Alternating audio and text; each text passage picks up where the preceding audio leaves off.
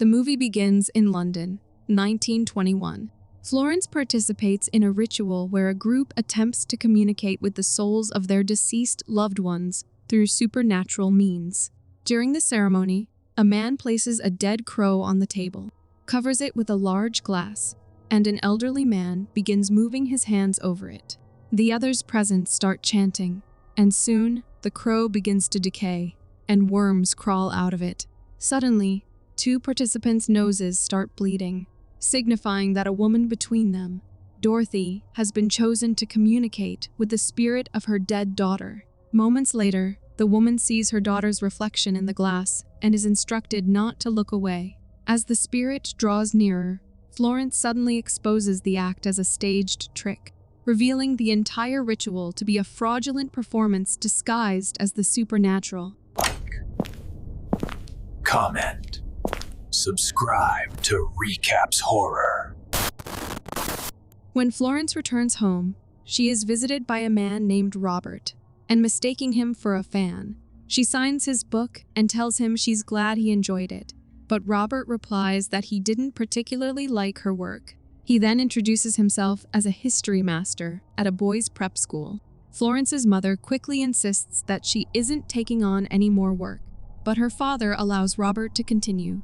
Invited inside, Robert asks if she is both a ghost hunter and an author, and she says, "You can't hunt what doesn't exist."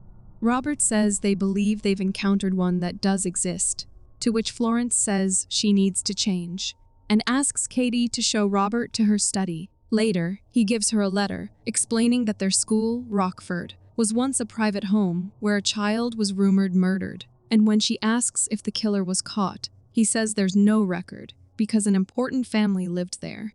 She says, "So you came about a death that may not have happened years ago?"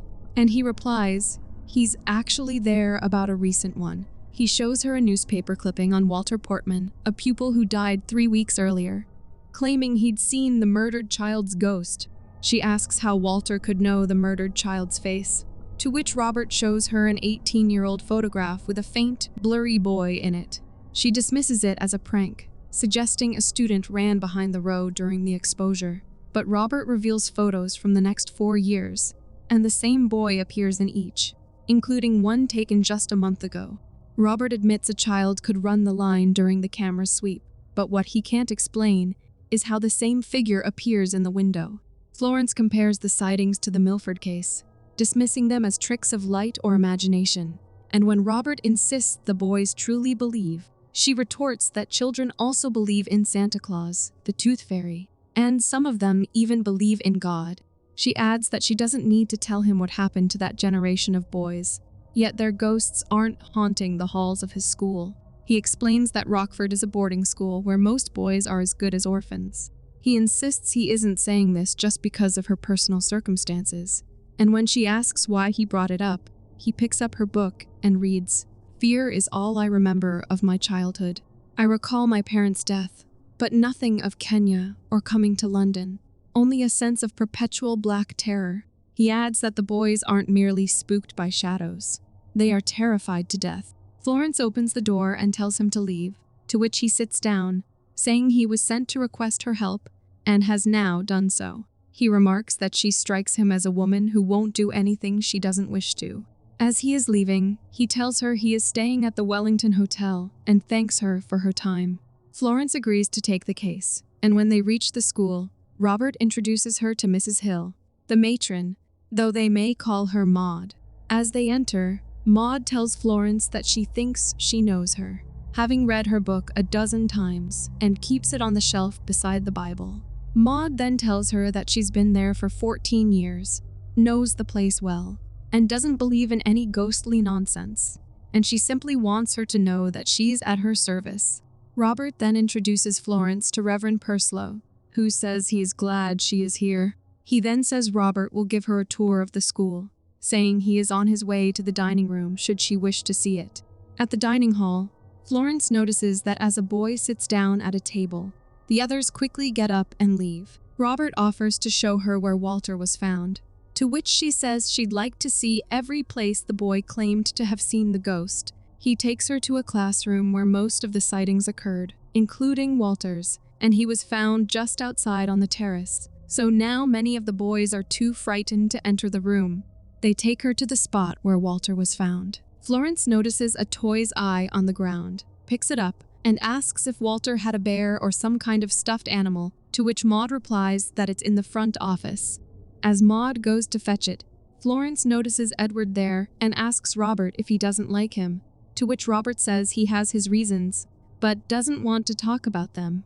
But then he points out that Edward no longer wears glasses, even though he used to pretend he needed them. He also mentions that Edward faked a limp to avoid the trenches.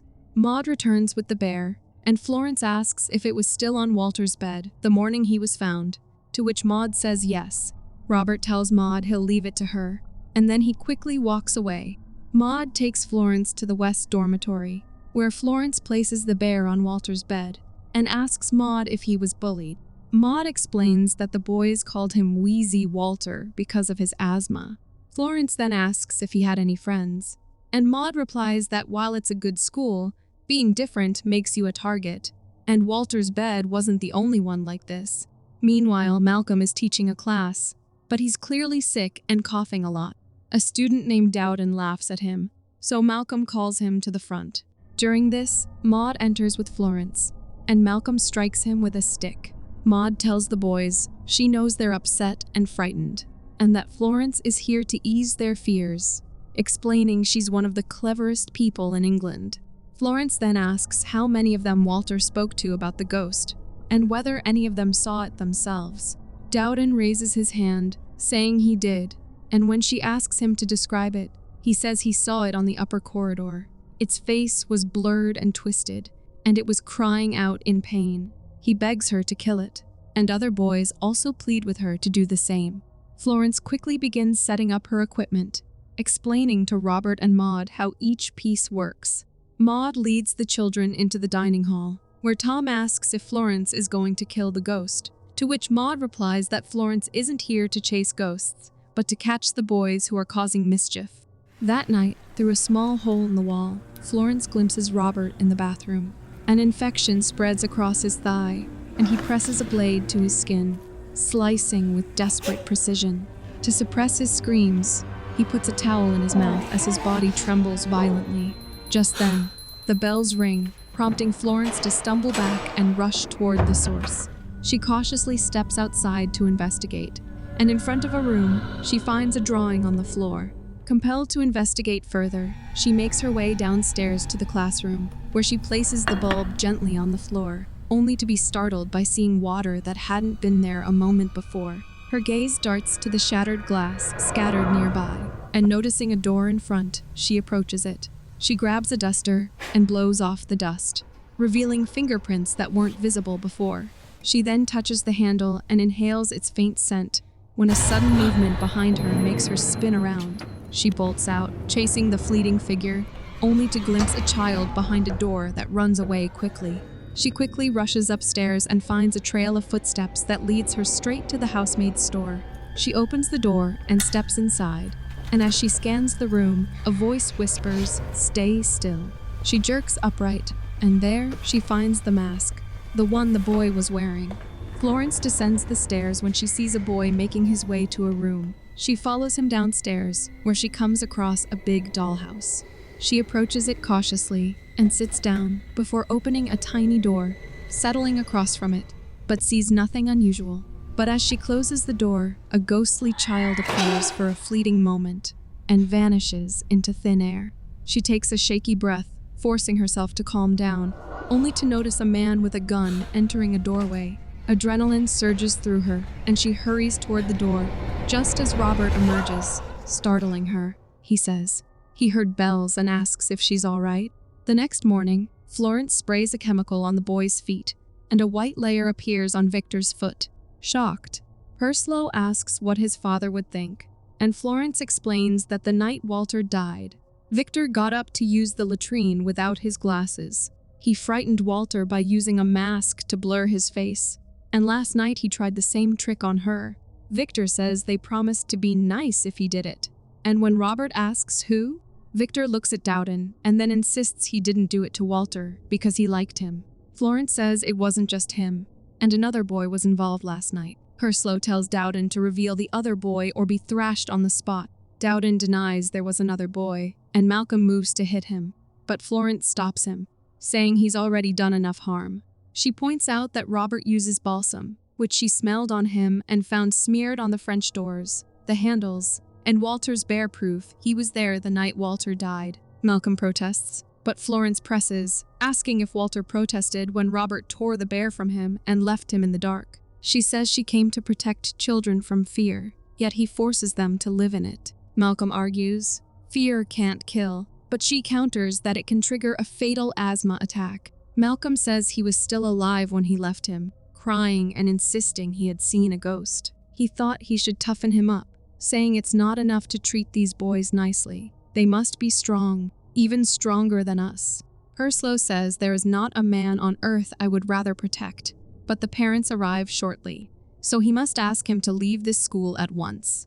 Later, Robert tells Florence that the boys have changed, so she should be pleased. He then says, truth comes at a price, and she replies, ruined a damaged man. Robert says he is not thinking about Malcolm, and neither is she. He adds that he saw her. Something happened to her as soon as she proved the ghost was a fraud, to which she responds that she has done what was asked of her and shown there is nothing to fear. She goes for a walk in the forest, where Edward notes that she left early and asks if she's going home, pointing out that she has another case to write. While Malcolm is left to suffer, Florence says she wonders if anyone really understands what Walter went through, to which Edward tells her she shouldn't speak to him that way. She apologizes, saying she didn't mean it, and he replies that it's the living she should watch out for, not the dead. Later, as the children's parents take them home, Florence pulls a cigarette from her case, but the case slips from her hand, and as she bends to pick up the cigarettes, the case falls into the water. She quickly plunges her hand in to grab it, when suddenly, a hand reaches out toward her, startling her. She forces herself to stay calm, insisting there's nothing there, just before she falls into the water. After a while, Robert suddenly pulls her out of the water, dragging her toward the dock. Later, she asks Tom if his parents are overseas, and he says they live in India, a 3-week journey away, and mentions the tigers there. Florence tells him that she once saw lions in Africa. One even attacked her and killed her parents, but she was saved by the villagers. Maud tells Tom to leave, and after he leaves, Florence tells Maud it was an accident, but Maud asks, how could someone like you do such a thing? Florence refuses to discuss it, yet Maud insists she stay. But Florence says she can't stay and then walks away. Later, while taking a bath, she hears a sound coming from the dormitory adjoining the bathroom.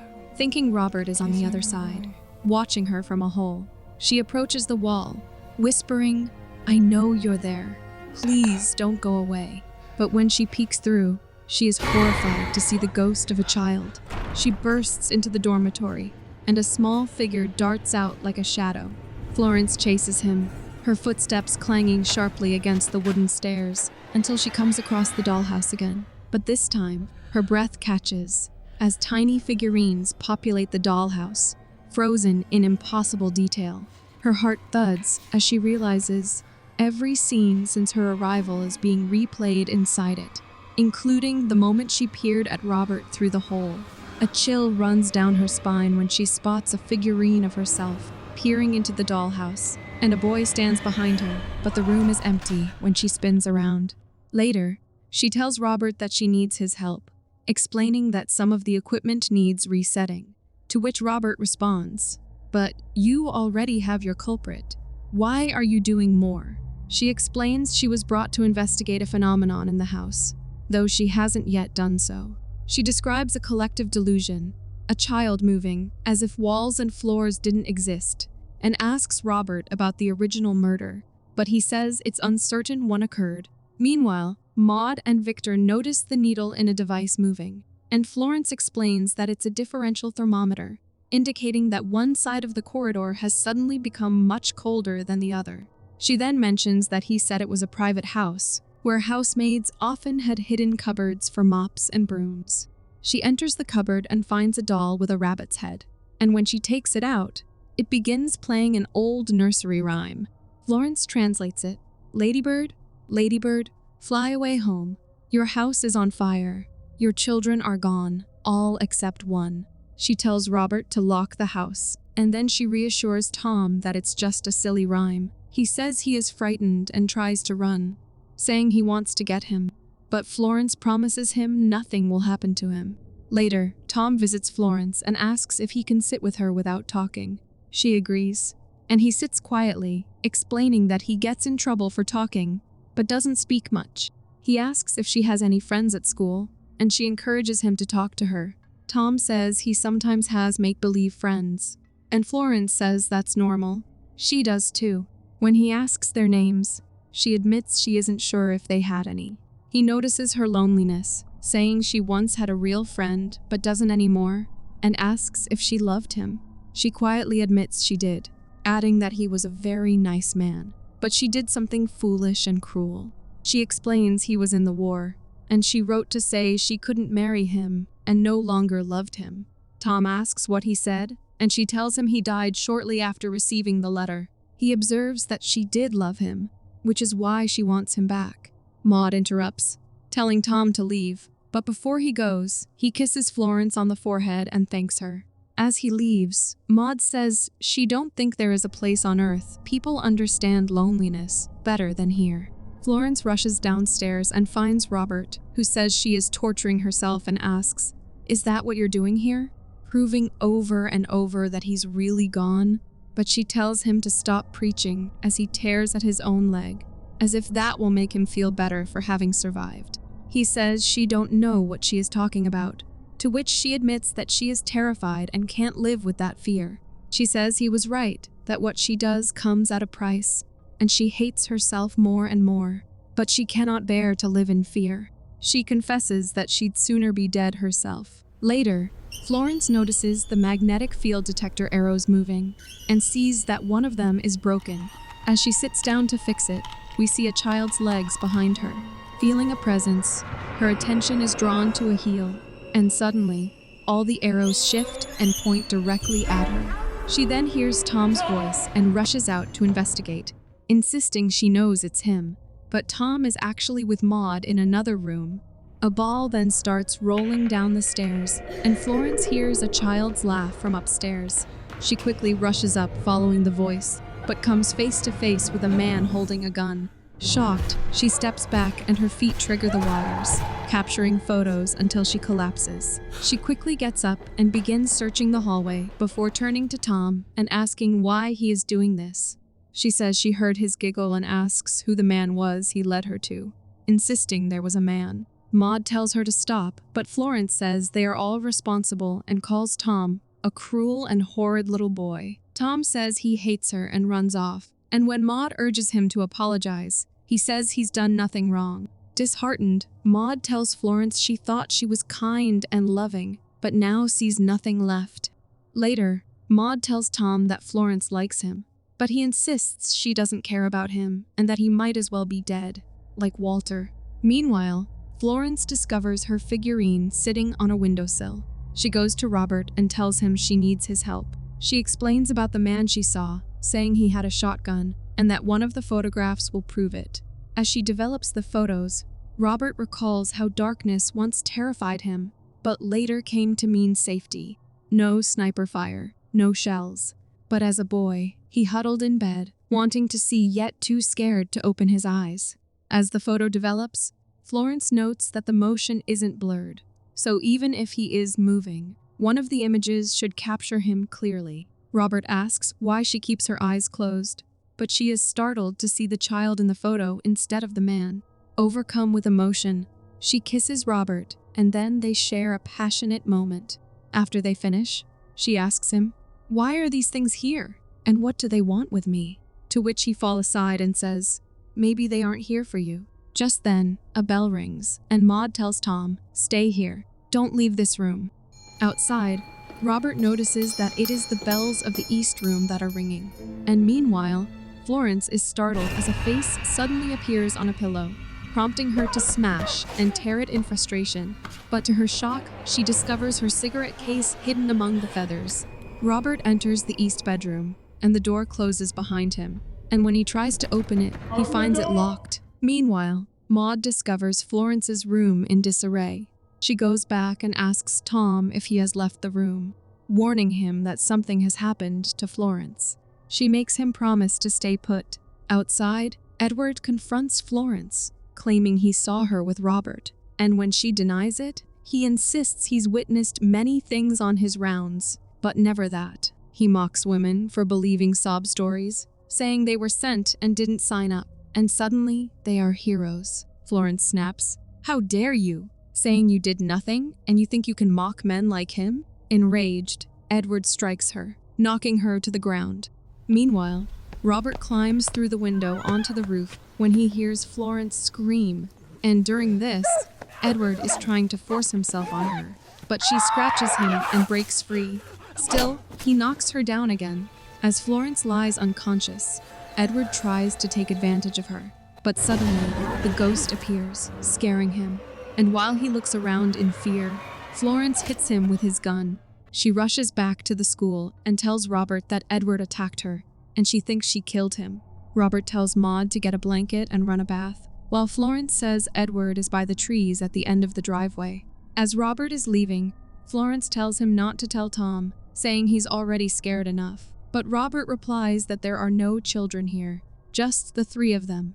Florence hears a noise in a classroom and is shocked to see the board marked that all the children are gone, except one. Just then, Tom calls her name, and she realizes the voice is coming from a cupboard. She enters the cupboard, which leads her to a room where the dollhouse is kept. And Tom says he didn't mean to scare Walter that night, to which she reassures him she knows, and she believes him. Tom then emerges in his twisted form, and before her eyes, he transforms back to his normal appearance. Shocked, she asks, "You can control that?" And he replies, "Sometimes I can, but I don't know why Walter could see me, because I can't make anyone see me." Florence says, "We see what we need to, and Walter needed a friend," to which Tom says, "So did I." Florence asks who he was frightened of hearing the music from the rabbit doll, to which Tom says that she has to see for herself, and it's the only way they can be together again.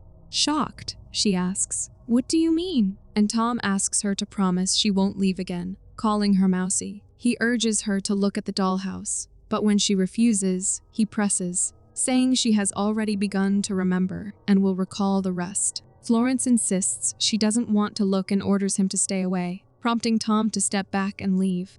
Florence's eyes fall on a photograph, and she quickly looks into the dollhouse. Her breath catches as the truth unfolds. The man she had seen was not a stranger, but her father. A rush of memories and buried pain overwhelm her. She remembers the bitterness in her parents' marriage, how her father had longed for a son and despised her for being born a girl. The revelation strikes harder when she realizes the final, devastating truth. Tom was his bastard son. Her father shoots her mother, and Florence emerges from the cupboard, but he warns her to stay back, saying she can't help her mother now. Florence tries to escape, but the same scene repeats in the other rooms. Desperate, she begs him to stop, but her mother urges her to run, and just as her father shoots again, Florence flees into the cupboard. Her father chases her, firing from above as she desperately dodges the bullets, until she finally reaches the spot where she found the rabbit doll. Tom is already hiding there, and he signals her to stay quiet while their father searches, calling out that she must go with Mommy now. Suddenly, the rabbit doll begins to play music, and their father fires, but kills Tom instead. And as the boy's body falls, the father realizes his terrible mistake. Florence watches as he places the gun beneath his chin and pulls the trigger, and the next thing she sees is a painting of a lion attacking a horse. Back in the present, Maud tells Florence that from the moment she arrived, she kept calling this place a house, and it's revealed that Maud is her nanny, Tom's mother. Maud admits she thought bringing her here would be enough, but she remembered nothing, not even the terrible truths. She explains that her young mind had blacked it all out, yet one thing remained certain. She saw Tom, who has lived here all these years with friends he could never truly have. Florence says she was his friend, and that they shared everything, to which Maud says Florence needed to remember. which is why she sent Tom to frighten her, to make her stay. She says she knows what's best for her because she raised her and then also watched her adopted, ripped from her as her boy had been. She laments, "I never asked anything of the world, but it's hell on earth to give a woman children to love, then rob her of them."